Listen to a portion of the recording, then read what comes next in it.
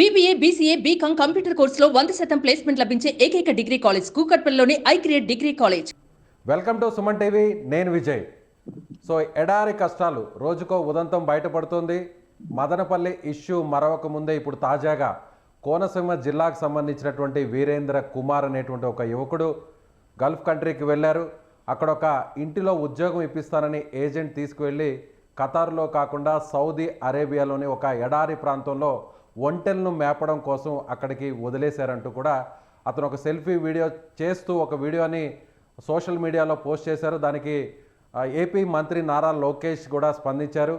ఏం అధైర్యపడద్దు, త్వరలోనే ఇండియాకి తిరిగి వస్తామంటూ కూడా లోకేష్ రీట్వీట్ చేశారు. అయితే ప్రస్తుతం మనకి సుమన్ టీవీలో ఆ బాధితుడు ఎవరైతే ఉన్నారో వీరేంద్ర కుమార్, సరెళ్ళ వీరేంద్ర కుమార్ మనతో అక్కడ ఉన్నటువంటి దృశ్యాలను, అక్కడ పడుతున్నటువంటి కష్టాలను లైవ్లో మనకి అందించబోతున్నారు. ఎక్స్క్లూజివ్గా సుమన్ టీవీ ఎక్స్క్లూజివ్గా ఈ వీడియోని మీకు అందించబోతుంది.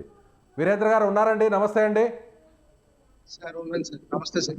వీరేంద్ర గారు, ఏంటి మీరు అక్కడ పడుతున్నటువంటి కష్టాలని ఒకసారి సుమన్ టీవీ ద్వారా బయట ప్రపంచానికి, ప్రభుత్వానికి తెలియజేస్తారా ఒకసారి? సార్ చూపిస్తారు సార్. సార్ నేను బ్యాక్ కెమెరా ఆన్ చేస్తే సార్ ఒకసారి. పర్లేదు, బ్యాక్ కెమెరా ఆన్. ఫస్ట్ మీరు చెప్పండి, మీరు ఫ్రంట్ కెమెరాలోనే మీరు పడుతున్న కష్టాలు ఏంటో చెప్పి అక్కడున్న సిచ్యువేషన్ని తర్వాత బ్యాక్ కెమెరా ద్వారా వివరించండి. ఇప్పుడు మీరు ఎగ్జాక్ట్గా ఏ లొకేషన్లో ఉన్నారు సౌదీ అరేబియాలో, మీకు ఐడియా ఉందా? తెలియదు సార్. నేను ఎగ్జాక్ట్ ఏ లొకేషన్లో ఉన్నా తెలియదు సార్ నాకు.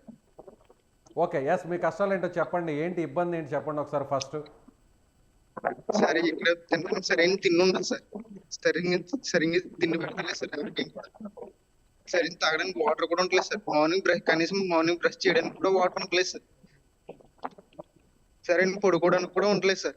సరే, మంచాలు కూడా అవసరం లేదు సార్. పోనీ మామూలుగా పడుకోవడానికి చిన్న రూమ్ లాంటిది కూడా, అటువంటిది కూడా ఏమీ లేదు సార్. మీరు 10 రోజులైంది కదండి, మీరు వెళ్ళి 10 రోజులైంది. దాదాపుగా 10వ తారీఖున హైదరాబాద్ నుంచి ముంబైకి వెళ్ళారు, ముంబై నుంచి ఖతార్కి వెళ్ళారు, ఖతార్ నుంచి సౌదీ అరేబియాకి ఎందుకు తీసుకెళ్లారు? ఏం చెప్పారు అసలు? వాళ్ళ ఏజెంట్ మీకు ఏం చెప్పారు?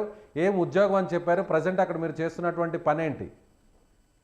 సార్, నాకు ఈ ఏజెంట్ అయితే సార్, నాకు ఇంట్లో పని ఏమి ఉంటది, బయట పని ఏమి ఉండదు నీకు అని చెప్పాడు సార్. బయట పని అసలు ఉండదు నీకు, ఇంట్లో వారానికి 3-4 సార్లు పార్టీ జరిగి అది మాత్రం చూసుకోవాలి. ఎడారి వంట కోసం ఏం చెప్పలేదు సార్. మీకు ఖతార్లో ఒక ఇంట్లో జాబ్ అన్నారా? ఫస్ట్ ఇంట్లో జాబ్ చేయాలి, అక్కడ పని ఉంటుంది అని చెప్పారా? అవును సార్, ఇంట్లోనే ఉండాలి, ఇంట్లోనే జాబ్ ఉన్నది అన్నారు సార్. ఓకే, కానీ ఇప్పుడు అక్కడ మీరు పని చేస్తున్నటువంటి జాబ్ ఏంటండి? ఇప్పుడు మీరు అక్కడ చేస్తున్న పని ఏంటి? పని ఏంటంటే సార్, ఒంట్ల దగ్గర కాపలా. ఒంట్లకి రోజు మేత వేయాలి సార్, ఒంట్లని కడగాలి సార్, చెత్త అంతా వెత్తాలి సార్, ఒంట్ల చెత్త అంతానే.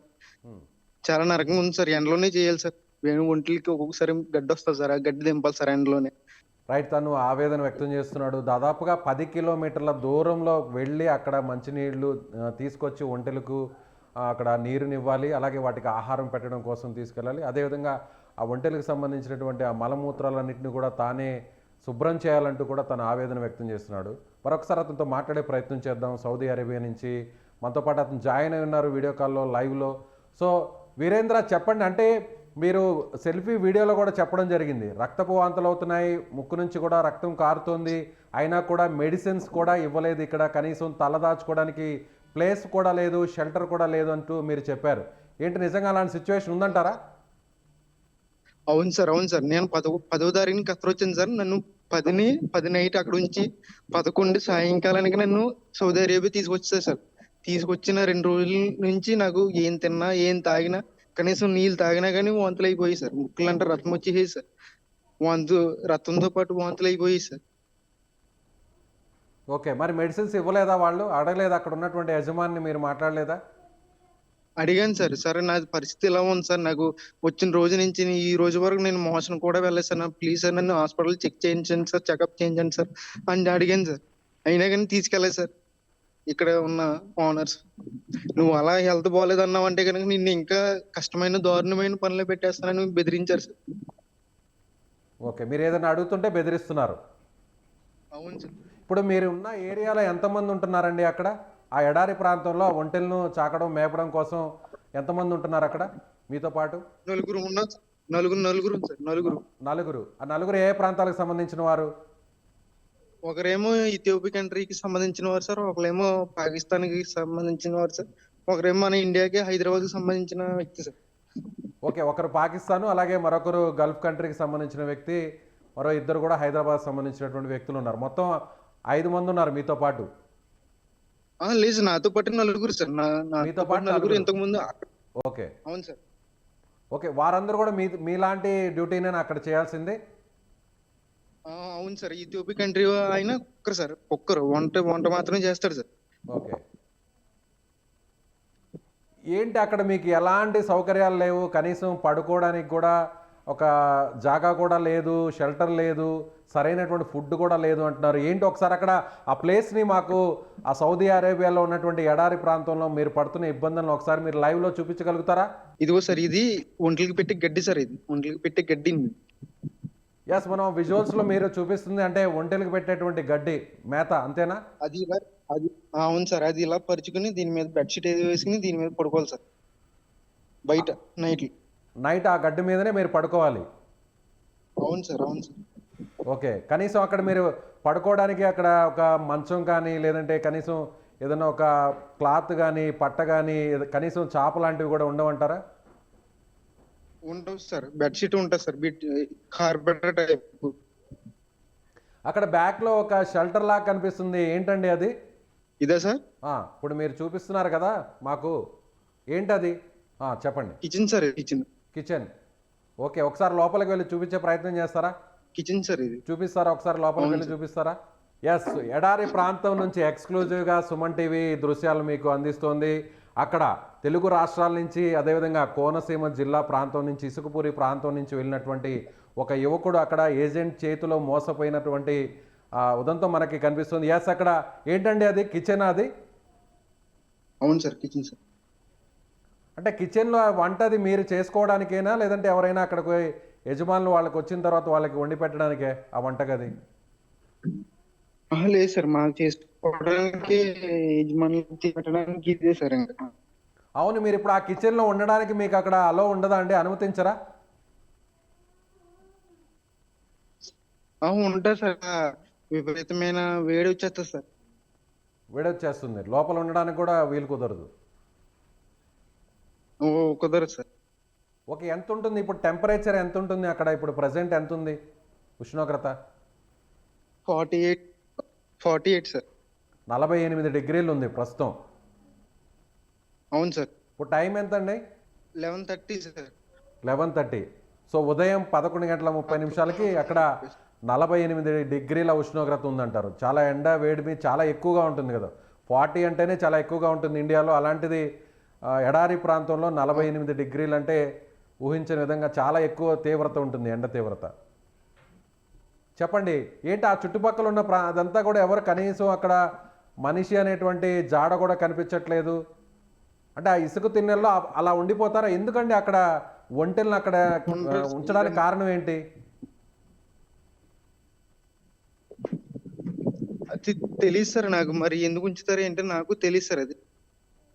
ఓకే, అంటే జనరల్గా ఎడారిలో ఒంటెలు మాత్రమే అక్కడ ఒంటెల ద్వారానే ప్రయాణం చేయగలుగుతారు అంటారు, కానీ వెహికల్స్ కూడా ఉన్నాయి ఆ ప్రాంతంలో. మీరున్న ప్రాంతంలో కార్లు కూడా కనిపిస్తున్నాయి. అవును సార్. వీళ్ళు ఏంటంటే సార్, ఈ కార్ కూడా కనిపిస్తుంది, ట్యాంకర్ ఉంది అక్కడ, కొన్ని కార్లు ఉన్నాయి. అదే సార్, కారు ఒకటే సార్. కారు ఒకటే, అది చూపిస్తాను సార్. ఒక కారు ఉంది, అవును. ఎస్, ఆ కారు పైన షెడ్ లాంటిది ఏదో ఏర్పాటు చేస్తున్నారు, ఒక ట్రాలీ లాగుంది. ఆ ట్యాంకర్ ఒక ట్రాలీ లాగుంది. అవును సార్. ట్రాలీ సార్ అది. ఆ కారు ఏంటంటే సార్, కారు వేసిన తిరుగుతారు సార్ మొత్తం. ఎడారంతా తిరుగుతారు సార్. వాళ్ళకి ఎన్ని ఒంట్లు ఉన్నాయో ఒంట్ల దగ్గరికి అన్ని తిరుగుతారు సార్.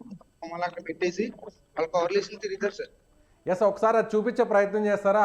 ఆ కారు, ఆ వెహికల్ని, అక్కడ ఉన్నటువంటి ఆ షెడ్ని కూడా చూపించే ప్రయత్నం చేస్తారా? ఎస్, ఒక ట్రాలీ ఉంది, ఆ ట్రాలీ కింద ఒక నీడ ప్రాంతం లాగా ఉంది. అక్కడ ఎవరైతే ఈ గల్ఫ్లో ఉంటున్నటువంటి వారు ఉన్నారో వారికి సంబంధించినటువంటి, ఇప్పుడు ఎవరైతే అక్కడ పనికి తీసుకువెళ్ళి పెట్టినటువంటి యజమానులు ఉన్నారో వారికి సంబంధించినటువంటి వెహికల్స్ కూడా అక్కడ కనిపిస్తున్నాయి. సో అక్కడ వాళ్ళు మాత్రం లగ్జరీ లైఫ్ని అనుభవిస్తూ అక్కడ పనికి వెళ్ళేటువంటి ఇలాంటి ఉద్యోగులను అనేక ఇబ్బందులు పడుతున్నారు. వారికి ఎలాంటి వస్తువులు కానీ, కనీసం ఉండడానికి గూడు కానీ, తినడానికి తిండి కానీ లేనటువంటి పరిస్థితి. కనీసం ఆరోగ్యం బాగలేకుండా, ఆరోగ్యం మరింత క్షీణించినా కూడా చివరకు రక్తపు వాంతులు, ముక్కులో నుంచి రక్తస్రావం జరుగుతున్నా కూడా కనీసం మందులు కూడా ఇవ్వలేదు అనేటువంటి బాధను అక్కడ మనకి వీరేంద్ర చెప్తున్నాడు. సో వీరేంద్ర, చూపించండి మరొకసారి అక్కడ విజువల్స్ ద్వారా ఒకసారి చూపించండి. ఓకే, మీరు లోపల అక్కడ ఉన్నటువంటి దృశ్యాలను చూపించే ప్రయత్నం చేస్తున్నారు. ఒకసారి బయటకు రండి, సిగ్నల్ వీక్గా ఉంది, ఎడారి ప్రాంతం కాబట్టి బయటకు రండి. ఎస్, ఇప్పుడు ఓకే అండి. వీరేంద్ర,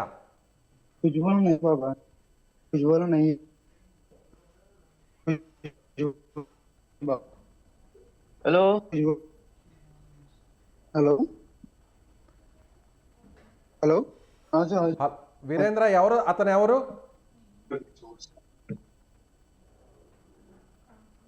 हेलो कौन है? हेलो व्हाट यू मेरा भाई है, मेरा भाई है, मेरा भाई मेरा भाई मेरा भाई मेरा भाई है भाई। వీరేంద్ర, మీరు భయపడొద్దు, మీరు ఎక్కడ భయపడొద్దు. సుమన్ టీవీ మీకు మీరు అక్కడ జరుగుతున్నటువంటి అతనేనా?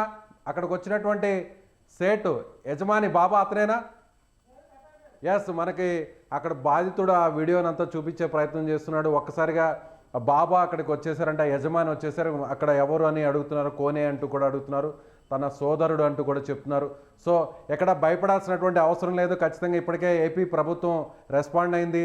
అక్కడ ఉన్నటువంటి సిచ్యువేషన్ కూడా మీకు వివరించే ప్రయత్నం కూడా మనకి వీరేంద్ర చేశారు.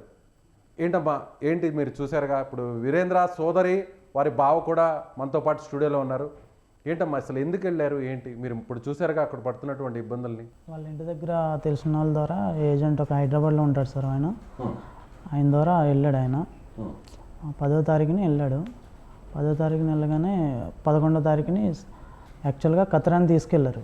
కత్రాన్ని తీసుకెళ్తే మళ్ళీ నైట్కి నైట్ 11వ తారీఖుని సౌదీ అరేబియా బార్డర్లోకి తీసుకెళ్ళిపోయారంట. తీసుకెళ్ళిపోయిన తర్వాత అక్కడ నుంచి మెసేజ్ చేశాడు మాకు, ఇక్కడ ఇవన్నీ ఎడారిలో ఉన్నాయి, ఒంట్లో ఏమి ఉన్నాయి, ఇక్కడ తీసుకొచ్చి చేశారు, అక్కడ ఎవరైనా ఉన్నారా అని అడిగాను. నేను అడిగితే ఒక బీహార్ అతను ఉన్నాడు, అతను ఇండియా అతను. అండ్ అతనితో మాట్లాడాను, నేను ఒక 2 minutes మాట్లాడితే ఇక్కడే ఉంటాడు, ఈ ఎడారిలోనే ఉంటాడు, ఖత్తర్కి వెళ్ళడు, ఇక్కడే పని, ఇక్కడ తీసుకొచ్చి ఇక్కడే ఉంచారు, ఇక్కడే ఉంటాడు అనేసి అన్నాడు.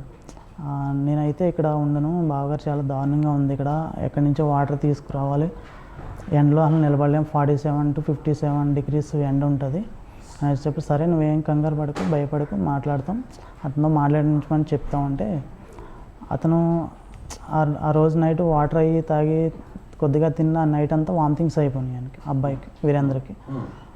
వాళ్ళు ఏమన్నారంటే, నువ్వు ఇలాగే వాంతులు చేసుకుంటే ఇక్కడే చచ్చిపోతావు, నువ్వు ఇక్కడే చచ్చిపోతావు, నేను ఎక్కడ తీసుకెళ్ళడానికి కూడా ఉండదు, ఇక్కడ నువ్వు బాగున్నా బాగుపోయినా వర్క్ చేయాలి అంతే, ఇక్కడ మాకు అప్ చెప్పేసాడు అతను, మా వాడిని తీసుకొచ్చి అతను బీహార్ అని అతను. ఇతను ఇంకా భయపడిపోయాడు. ఇంకా భయపడితే అతనికి బీహార్ అతనికి వంటలు ఉంటాయి కదా సార్, అక్కడ వంట కాలుతో తన్నింది, కాలు ఫ్రాక్చర్ అయింది. అతనికి 2 months అయింది ఆయనకి, బీహార్ అతనికి. ఆయన 5 years నుంచి 8 years నుంచి వర్క్ చేస్తున్నాడంట అక్కడ ఆ ఎడారిలోనే. ఆ వంటితో తంతే ఆ 3 months నుంచి ఆయనకి చూపించలేదు. ఈ అబ్బాయికి మోషన్ అవ్వట్లేదు, వామిటింగ్స్ అయిపోతున్నాయి, యూరిన్ కూడా పాస్ అవ్వట్లేదు అని చెప్పాడు. అప్పుడు వాళ్ళ బాబాని పిలిచి ఇద్దరిని హాస్పిటల్ తీసుకెళ్ళాడు. హాస్పిటల్ తీసుకెళ్తే ఆ వీరేంద్రని అయితే హాస్పిటల్లో చూపించలేదు, అతనికి హెల్త్ కార్డు లేదనేసి అతను చూపించకుండా తీసుకొచ్చారు. అతను కాల్ ఫ్రాక్చర్ అయిన అతనికి హెల్త్ కార్డు ఉంది అక్కడిది, ఆయనకే చూపించారు. మళ్ళీ తీసుకొచ్చేసి నేను ఇక్కడ నేను ఉండలేనని ఏడుస్తూ భయపడుతూ, నేను ఏమైపోతానో, అసలు ఇంటికి వస్తానా రానా అనేసి భయపడుతూ ఉన్నాడు. భయపడుతుంటే మళ్ళీ ఇలా గోల్ చేస్తున్నాను, నేను వర్క్ చేయను అంటున్నాడు అనేసి అక్కడి నుంచి సౌదీ అరేబియా నుంచి బార్డర్ నుంచి మళ్ళీ ఇంకా 300 kilometers ఇంకా దూరం తీసుకెళ్ళిపోయాడు. ఇప్పుడు తీసుకెళ్ళిన ఆ ప్రాంతం నుంచి కాకుండా మళ్ళీ వేరే చోటుకి తీసుకెళ్ళాడు. ఆ బాబా ఏం చేస్తాడంటే ఇంకొక అతనికి షిఫ్ట్ చేస్తాడు, ఇతని దగ్గర కాకుండా వేరే అతనికి షిఫ్ట్ చేస్తాడు. ఇక్కడైతే ఇక్కడికంటే చాలా ఎక్కువ 350 ఉంటాయండి సార్ వంటలు. అక్కడ 4 ఉంటారండి, 5 ఉంటారంట, మొత్తం వాళ్ళే చూసుకోవాలి. రూమ్లు అవి బాగానే ఉంటాయంట కదా, నన్ను అడిగానంటే రూమ్లు మాకు చూపించాడు అనమాట, మామూలుగా వీడియో తీసి పంపించాడు. ఇక్కడ పడుకోవడానికి కూడా ఏమీ లేదు, ఇసుకలో పడుకోవాలి మేము ఇక్కడ బయట అనేది చూపించాడు. వాళ్ళ ఇంట్లో వాళ్ళకి కూడా, వాళ్ళ ఫాదర్కి మమ్మీకి ఎవరికి చెప్పలేదని భయపడతాం, వాళ్ళ బీపీ పేషెంట్స్ అనమాట. మళ్ళీ వాళ్ళ అమ్మ నాన్న వీరేంద్ర మదర్ ఫాదర్. మళ్ళీ వాళ్ళు ఏమైపోతారు అనేసి వాళ్ళకి ఇన్ని రోజులు చెప్పలేదు. ఇంటి దగ్గర వాళ్ళ పెద్దలకి కొంతమందికి చెప్తే ఎవరైతే పంపించారో ఏజెంట్కి ఆవిడని అడిగిన ఆవిడ ప్రాపర్గా రెస్పాండ్ అవ్వలేదు. మీరు అడిగారా ఏజెంట్ని అడిగారా? ఇప్పుడు వీరేంద్రని తీసుకెళ్ళినటువంటి ఏజెంట్తో మాట్లాడారా? ఏజెంట్ ఇక్కడ హైదరాబాద్లో ఇక్కడ మెడికల్ ఖత్తర్కి సంబంధించి దుర్గం చెరువు మెట్రో స్టేషన్ దగ్గర ఒకటి ఉంటుంది, ఖత్తర్ వీసాకి సంబంధించి మెడికల్ సంబంధించి. ఓకే. అక్కడికి వెళ్ళినప్పుడు నేను తీసుకెళ్ళాను అబ్బాయిని. అక్కడ మాట్లాడాను. ఈ అబ్బాయి అప్పుడు భయపడతానే ఉన్నాడు. బాగా నన్ను ఎక్కడికైనా ఎడారిలో తీసుకెళ్ళి పడేస్తారేమో భయం వేస్తుంది, అక్కడికైతే వద్దని చెప్పండి అంటే నేను ఇతనికి హిందీ రాదు వీరేంద్రకి, హిందీలో మాట్లాడాను హర్షద్ అన్న అతనితో. మాట్లాడితే లేదు ఖత్తర్ ఎక్కడ చూసినా 120 కిలోమీటర్స్ ఉంటుంది సరౌండ్, ఆ ఖత్తర్లోనే ఉంటాడు తప్ప బయటకి ఎక్కడ తీసుకెళ్ళరు అనేసి ఏజెంట్ అన్నాడు. ఓకే అనేసి అన్న వాళ్ళ ఇంటి దగ్గర తెలిసిన వాళ్ళతో కూడా వాళ్ళు మాట్లాడారు, వాళ్ళ మావి కూడా మాట్లాడారు ఏజెంట్ తోటి. అది తీసుకెళ్ళిపోయిన తర్వాత ఏమైందంటే ఇక్కడ మెసేజ్ చేస్తున్నాడు కదా సార్ మాకు, వీరేంద్ర ఇలా ఉంది నా పరిస్థితి అసలు బాగాలేదు. ఆ ఏజెంట్కి నెక్స్ట్ డే మేము కాల్ చేసాం వాట్సాప్లో, అక్కడ ఖత్తర్ నెంబర్ తీసుకుని. ఆయన ప్రజెంట్ ఖత్తర్లోనే ఉన్నాడు ఏజెంట్. ప్రజెంట్ అతను తీసుకెళ్ళినటువంటి ఏజెంట్ కూడా అక్కడే ఉన్నారు, ఖత్తర్లోనే ఉన్నారు. అవును సార్. ఓకే. అతను ఏంటంటే నేను నా పర్సనల్ నెంబర్ నుంచి చేశాను, అది లిఫ్ట్ చేస్తాడా చేయడని, అది బ్లాక్ చేస్తాడు. బ్లాక్ చేసారా? కాల్ బ్లాక్ చేస్తాడు. ఎవరు? ఏజెంట్. మీరు కాల్ చేస్తుంటే బ్లాక్ చేస్తాడు. వాళ్ళ ఇంటి దగ్గర నుంచి ఎవరు చేస్తున్నా రెస్పాండ్ అవ్వట్లేదు, కాల్ లిఫ్ట్ చేయట్లేదు. వేరే నెంబర్ నుంచి చేస్తున్నా కట్ చేస్తున్నాడు కానీ రెస్పాండ్ అవ్వట్లేదు. అవును, మీరు ఇంత జరుగుతున్నప్పుడు పోలీసుల దృష్టికి కానీ వారికి ఏదైనా కంప్లైంట్ చేయడం లాంటిది ఏమైనా చేశారా? చేయలేదు సార్. అంటే వాళ్ళ ఇంట్లో వాళ్ళకి పెద్దలకి చెప్పాం కానీ ఎందుకు కంప్లైంట్ ఇవ్వలేదంటే మళ్ళీ ఎక్కడో దూరంగా ఉన్నాడు, మళ్ళీ ఏమైనా చేస్తారు, ఆ అబ్బాయిని ఏమైనా చేస్తారు, కొత్త ప్రదేశానికి వెళ్ళారు. ఒకసారి హాస్పిటల్కి తీసుకెళ్ళమని నేను ఇక్కడ ఉన్నాను ఖత్తర్కి షిఫ్ట్ చేసేయండి నన్ను వాళ్ళ బాబాతో వీరేంద్ర అంటే, అతను ఏమన్నా కొట్టడానికి కర్ర తీసాడంట బాబా. ఓకే, నేను ఇక్కడ ఉండను, నన్ను ఖత్తర్కే చేయండి, మార్చండి, మళ్ళీ ఆ ప్లేస్ తీసుకెళ్ళిపోండి అని అడిగాడు. కాలు పట్టుకున్నాడంట, కాలు పట్టుకుంటే కొట్టడానికి కర్ర తీసాడంట. కర్ర తీసుకుని నువ్వు ఎక్కడికి వెళ్ళడానికి ఉండదు, ఇక్కడ ఉండాలని అన్నాడంట. ఓకే. ఇప్పుడు కాదండి, ఇప్పుడు ఖత్తర్లో ఏ జాబ్ అని చెప్పాడు? ఖత్తర్లో ఇంట్లో పనికని తీసుకెళ్ళి ఇంట్లో పని చాయ్ బిస్కెట్స్ అవి ఇవ్వడం, వాళ్ళందరూ పార్టీలు జరుగుతుంటాయంట. ఆ ఇంట్లో పని చెప్తాం తప్ప వేరే పనికి ఎక్కడ తీసుకెళ్ళము, ఇంట్లోనే ఉంటాడు, ఇంట్లోనే పని చేస్తాడు అన్నాడు. అక్కడ తీసుకెళ్ళిన తర్వాత నైట్ నెక్స్ట్ డే షిఫ్ట్ చేస్తారు అతన్ని. ఆ ఏజెంట్ రెస్పాండ్ అవ్వట్లేదు. ఆ బాబా వాళ్ళు ఇతనికి అరబీ రాదు ఏమి రాదు, వాళ్ళతో మాట్లాడదామన్నా కూడా వాళ్ళు కూడా కొత్త వాళ్ళతో మాట్లాడాను సార్. వాళ్ళు దింపేసి ఇంతకుముందు ఎవరైతే సీనియర్స్ ఉన్నారో వాళ్ళ దగ్గర వదిలేసి వెళ్ళిపోతారంట, మాట్లాడరంట వాళ్ళు. ఇప్పుడు కాంటాక్ట్ చేసాడు కదా, మీతో కాంటాక్ట్ చేసాడు కదా, చేసిన విషయం అక్కడ ఉన్న వారికి తెలుసా? దేని గురించి? ఆ బాబాతో మాట్లాడారా? మీరు మాట్లాడారని మాట్లాడలేదు. అక్కడ పక్కన మన ఇండియా వాళ్ళు బీహార్ లేకుంటే వర్క్ చేసేటువంటి వారితోనే మాట్లాడారు, ఇతనితో ఉన్న కొలీగ్స్తో మాట్లాడారు. కానీ అక్కడున్న ఇన్ఛార్జ్ ఆ యజమానితో అయితే ఎవరు మాట్లాడలేదు. ఎందుకంటే అక్కడ మనకు చూస్తుంటే కూడా ఒంటెల్ని అక్కడ ఎడారిలో అక్కడ తీసుకెళ్ళి అక్కడ దాదాపు 300-400 ఒంటెలను అంటే అది ఎట్లా ఏంటి అక్కడ చేసే వర్క్ ఏమనిపిస్తుంది? అదే సార్, అది చాలా దూరం నుంచి కూడా వాటర్ తీసుకొచ్చి పెట్టాలంట. ఎండలోనే ఉండాలి, అసలు ఎండ చాలా ఎండ ఉంటుందంట, టెంపరేచర్ ఎక్కువ, అసలు నిలబడలేరంట మనుషులు. అవును చెప్తున్నాడు, ప్రెసెంట్ 48-45 ఉంది అని చెప్పి అంటున్నాడు. వెళ్ళేటప్పుడు ఎయిర్పోర్ట్లో ఎలా ఉన్నట్టు 10 daysలో మొత్తం చేంజ్ అయిపోయాడు, మొత్తం నీరసం అయిపోయాడు. ఓకే, 10 రోజుల్లోనే మొత్తం మారిపోయాడు. వాళ్ళ అమ్మగారికి వాళ్ళకి నిన్నే చెప్తే వాళ్ళు ఇంకా అప్పటి నుంచి బాధపడతాను ఏడుస్తూనే ఉన్నారు వాళ్ళిద్దరు. మ్యారేజ్ అయిందా తనకి? లేదు సార్, 24 years. 24 సంవత్సరాలు. అంటే 5 సంవత్సరాలకి వీసా ఇచ్చారు. 5 సంవత్సరాలకి అంటే 2 years అగ్రిమెంట్కి వెళ్ళాడు అన్నమాట. ఏంటి అసలు తన ఫ్యామిలీ కండిషన్, మీ ఫ్యామిలీ కండిషన్ ఏంటి? వీరేంద్ర ఫ్యామిలీ కండిషన్ ఏంటి? మా వైఫ్ వాళ్ళ కజిన్ బ్రదర్ అండి. ఓకే.